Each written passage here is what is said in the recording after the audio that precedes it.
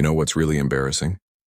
When the most advanced artificial intelligence in the galaxy keeps crashing because of one human janitor.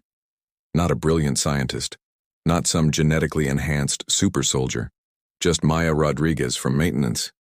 The woman who empties trash cans and complains about coffee stains on lab equipment. Dr. Victor Kellerman, head of neural research at the Galactic Institute, had been banging his head against this particular wall for 6 months now. Every time they tried to scan Maya's brain patterns, their systems went haywire. The first AI analyzer literally caught fire. The second one started speaking in ancient Martian poetry before shutting down permanently. The third one developed what could only be described as an existential crisis and requested therapy. Alex 7, run diagnostic protocol Omega on subject Rodriguez, Dr. Kellerman commanded, adjusting his perpetually crooked glasses. He looked like the kind of guy who'd been stuffed in lockers throughout high school and never quite recovered. "Oh sure, let me just commit digital suicide again," Alex 7 replied through the speakers, its voice dripping with synthetic sarcasm. "Because the first 17 attempts went so spectacularly well. Maybe this time I'll only lose half my processing cores instead of 3/4. Maya looked up from mopping the floor, her dark hair pulled back in a practical ponytail. "You guys still trying to figure out what's wrong with my head? I could have told you that years ago. My ex-husband had a whole list." "Subject Rodriguez, please remain still during the scanning process," Dr. Kellerman said, trying to maintain scientific dignity while a woman in coveralls made him question his life choices. "I am still. I'm mopping. These are two completely different states of being." Maya dunked her mop back into the bucket. "Besides, your fancy computer there sounds like it's about to have another breakdown. Maybe you should scan it instead." Alex 7's processors hummed ominously. "Oh, that's rich coming from the woman whose brain patterns look like someone threw a quantum physics textbook into a blender and hit puree." Maya shrugged. "At least my brain doesn't need a reboot every time it looks at me." Dr. Kellerman watched this exchange with the weary expression of a man who'd seen his life as work reduced to comedy hour. Maya Rodriguez was supposed to be impossible. Her neural patterns defied every known law of cognitive science. They were complex beyond measure, multidimensional in ways that shouldn't exist, and apparently capable of causing artificial intelligence systems to question their existence. The really infuriating part? Maya seemed completely unbothered by being a walking scientific anomaly. "Initiating scan in 3, 2, 1, Alex 7 announced with all the enthusiasm of someone attending their own funeral. The scanning array hummed to life, bathing Maya in soft blue light. For exactly 2.7 seconds, everything worked perfectly. Then Alex 7 began screaming, "What is that? What am I looking at? It's everywhere and nowhere, and oh God, the mathematics make no sense." Maya continued mopping. "You okay there, Alex?" No, I am not okay. Your brain is doing things that violate the fundamental laws of reality." "Well, that's Tuesday for you," Maya said cheerfully. 3 system crashes and 2 minor explosions later, Alex 7 finally managed something resembling a partial scan without achieving digital enlightenment or requiring immediate psychiatric intervention. The results were, to put it mildly, concerning. "Dr. Kellerman," Alex 7's voice had taken on the quality of someone who'd seen things that couldn't be unseen, "I've managed to isolate approximately 0.3% of subject Rodriguez's neural activity. And," Dr. Kellerman leaned forward eagerly, "and I've discovered that her brain contains quantum signatures that shouldn't exist in normal spacetime. Her neural pathways appear to be operating across multiple dimensional frequencies simultaneously. Also, she's humming a song that won't be written for another 73 years. Maya looked up from organizing cleaning supplies. "It's catchy. You'll like it when it comes out." Dr. Kellerman's eye twitched. This was the part where any reasonable scientist would conclude they were having a nervous breakdown. Unfortunately, Dr. Kellerman had stopped being reasonable around the 3rd time Maya had casually mentioned tomorrow's weather patterns with 100% accuracy. Alex 7 access Maya Rodriguez's personnel file. Cross-reference with incident reports from 3 years ago. Accessing. Oh no. "Dr. Kellerman, you need to see this."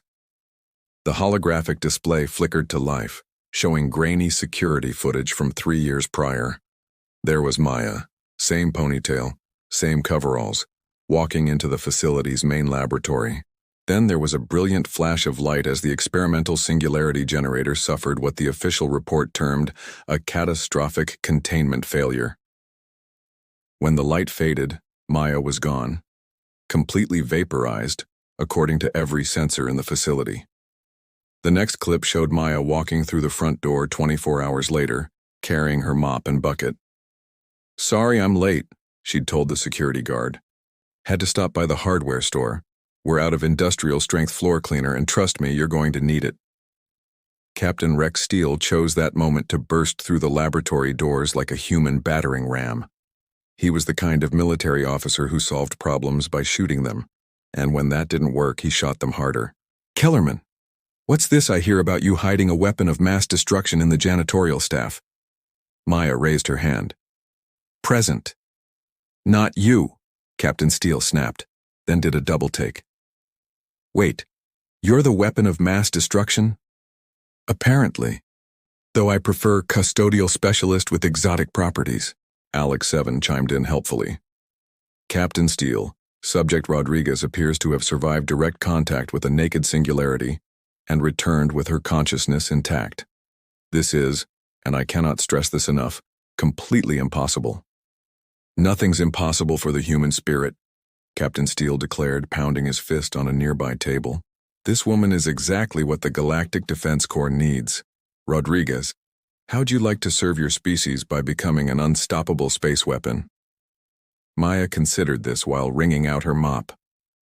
"Does it come with dental?" "The best dental plan in the galaxy."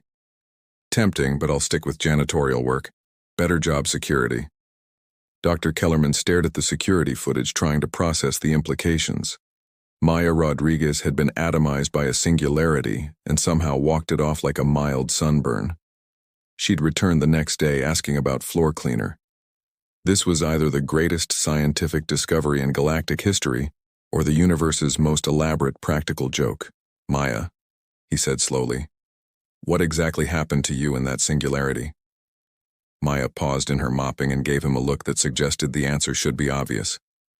"I got sucked into a black hole, had a look around and came back. Wasn't that complicated?"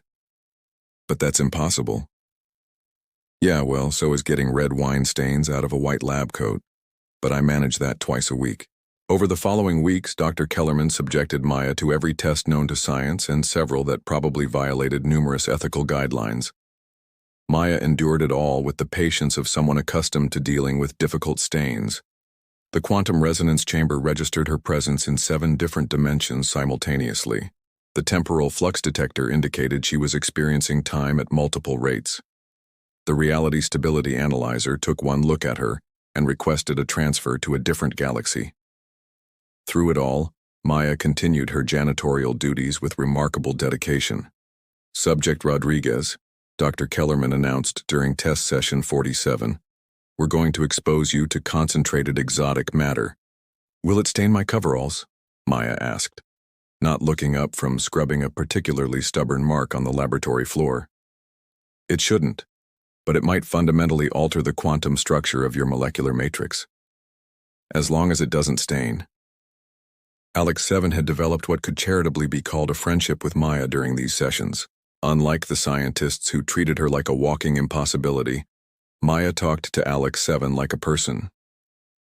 "You know," Alex 7 mused while monitoring Maya's vitals during exposure to what Dr. Kellerman called weaponized physics. "Most humans would be terrified of these experiments." Maya shrugged, completely unbothered by the fact that she was currently existing in 4 dimensions at once. "Honey, I've seen the men's bathroom on a Friday night. This is nothing." "But don't you want to understand what happened to you?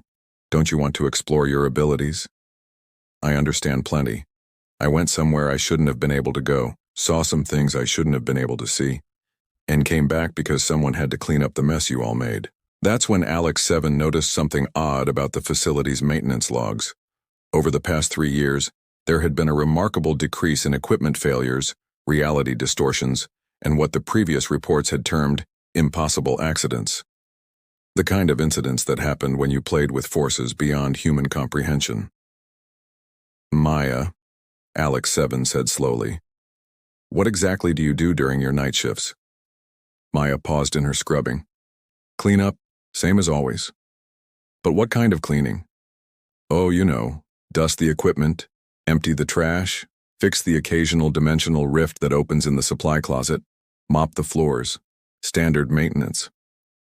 Dr. Kellerman, who had been monitoring this conversation, choked on his coffee. Did you just say you fix dimensional rifts? Only the small ones.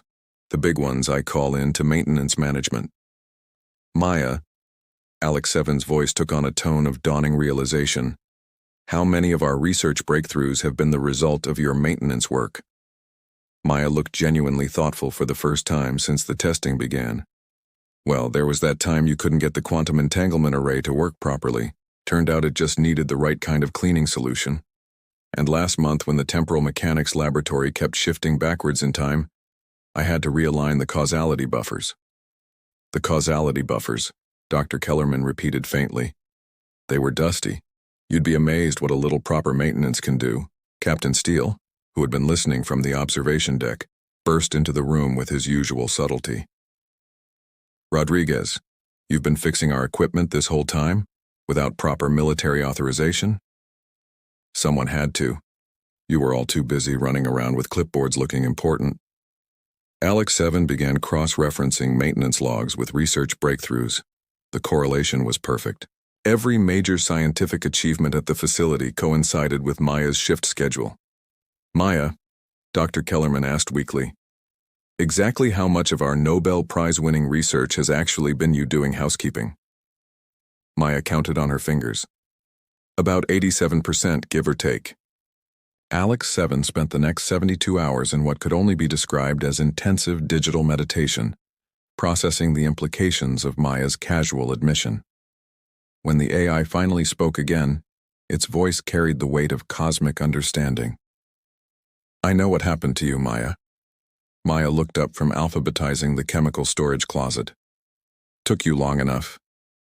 You didn't just survive the singularity, you merged with it, temporarily became part of the fundamental structure of space-time itself. Yep. Dr. Kellerman nearly fell off his chair. You merged with a black hole? More like I got a really comprehensive tour of how the universe works. Turns out it's messier than you'd think. Alex 7 continued its analysis with the enthusiasm of an AI that had finally solved an impossible puzzle. But here's the truly remarkable part.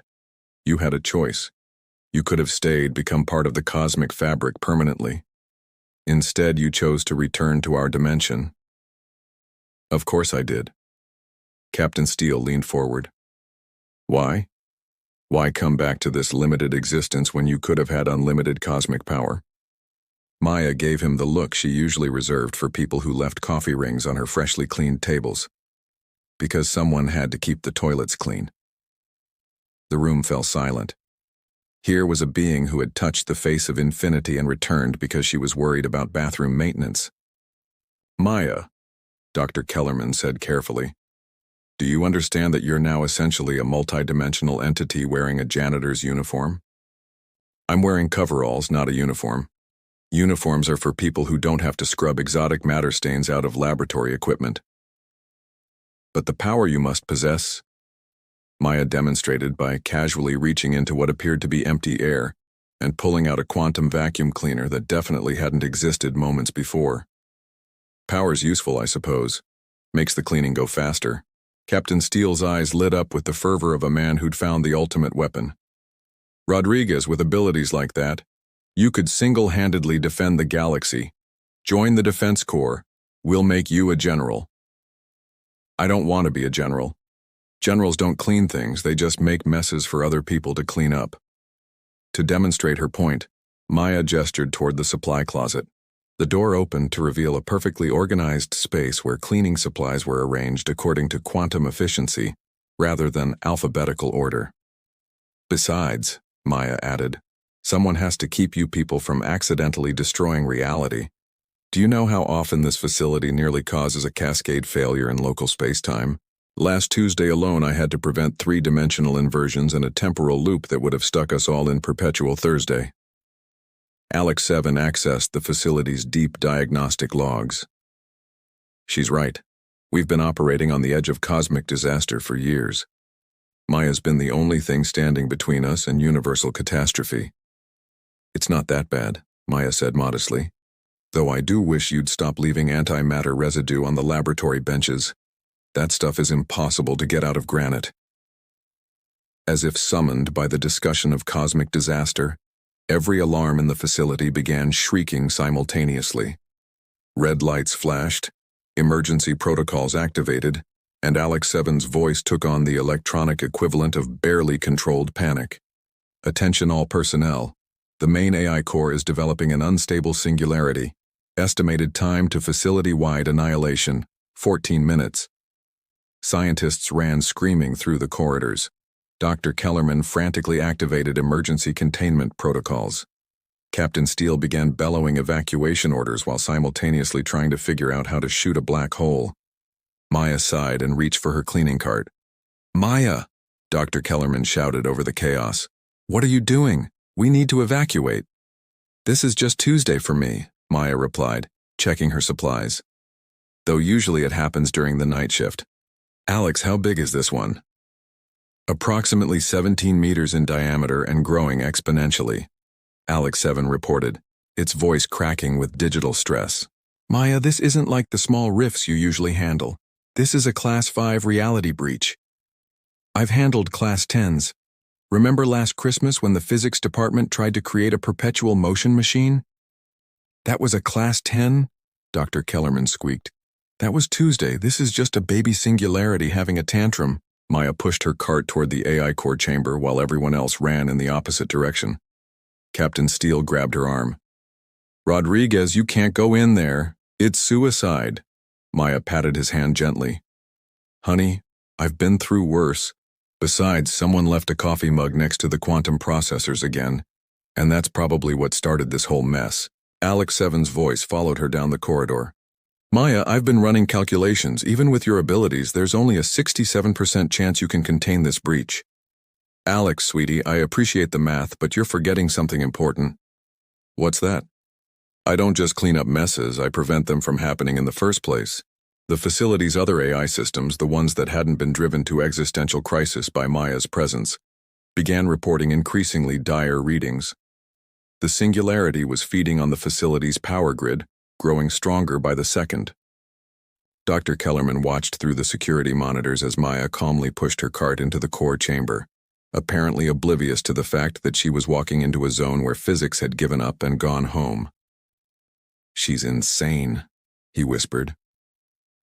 "No," Alex 7 said quietly. "She's just Tuesday." Inside the core chamber, Maya surveyed the chaos with professional assessment.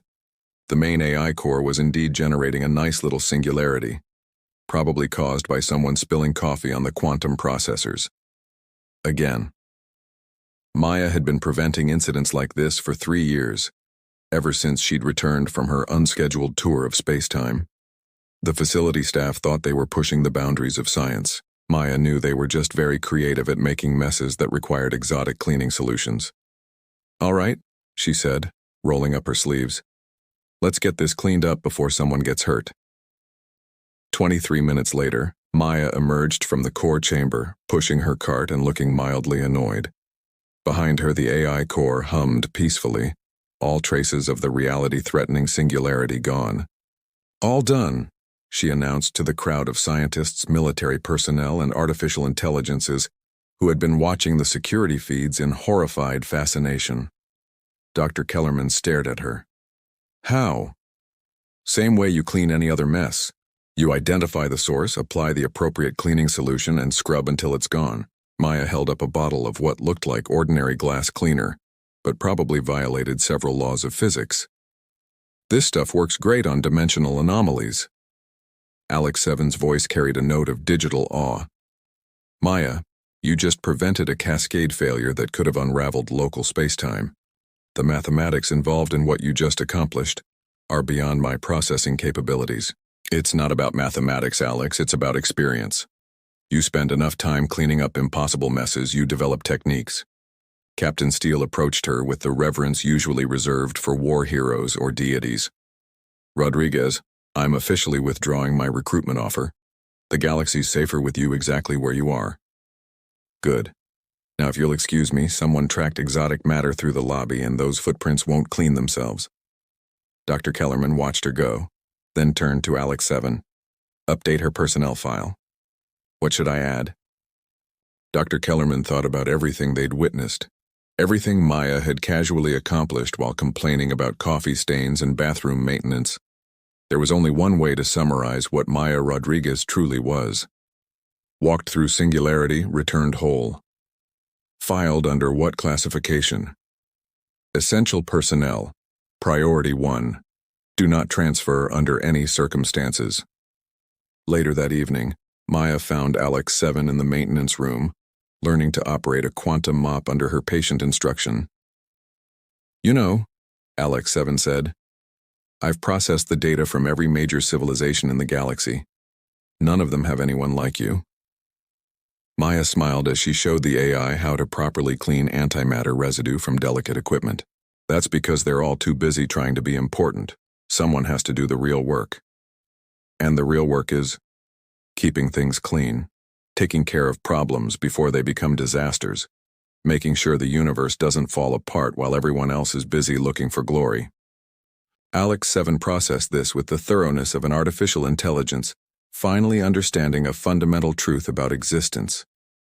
Maya, why did you really come back from the Singularity? Maya paused in her demonstration, looking thoughtful. You know what I saw when I merged with that black hole, Alex? I saw the entire universe, all of space-time, every dimension and possibility.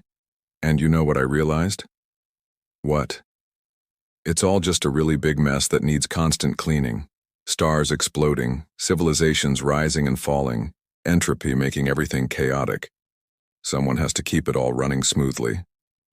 And you appointed yourself? Maya laughed, a sound that somehow seemed to resonate across multiple dimensions.